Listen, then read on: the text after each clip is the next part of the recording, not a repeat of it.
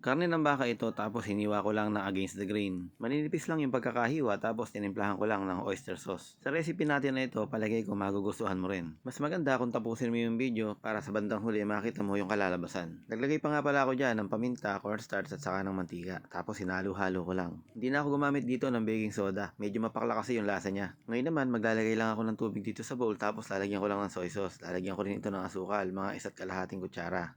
Grated ginger itong nilalagay ko tapos hahalu-haluin ko lang hanggang sa matunaw na yung asukal. Pagkatapos nito, haharapin ko naman itong broccoli. Pinaghiwa-hiwalay ko lang ng ganyan tapos yung palang tangkay nito ay nakakain din. Hindi ko lang alam sa iba kung kinakain nila to, pero yung malambot na parte lang. Magpapainit na ako ng mantika dito tapos isasalang ko lang ng 2 batch itong mga karne ng baka. Ipipirito ko lang itong mga karne ng baka. So lutuin ko lang to hanggang sa lumambot ng tuluyan. Tapos ito namang mga broccoli ay babanlian ko lang ng sandali. Banlian mo lang ng mga 1 minute tapos ilagay mo na sa ice bath. Balik na ako dito sa nakasalang, hahanguin ko na tapos hindi ko na pinakita yung second batch. Same pan lang din, binawasan ko lang ng mantika tapos nilagay ko na rin yung bawang saka yung tangkay ng broccoli. Sabay lagay na rin itong mga pinirito nating baka at ibubuhos ko na rito yung ginawa ko kaninang sauce. Haluin lang natin hanggang sa lumapot siya. Tapos niyan, ilagay na natin yung mga broccoli. Kung hanggang ngayon nanonood ka pa, palagay ko nag-e-enjoy ka na. Baka pwede mo nang i-comment dyan kung ano yung niluto natin ngayon. Hindi na dapat pampatagalin. Kapag ganito na yung itsura niya, kumain na tayo. Ikaw ba, mga ilang cup ng kanin ang kaya mong ubusin kapag ganito yung ulam?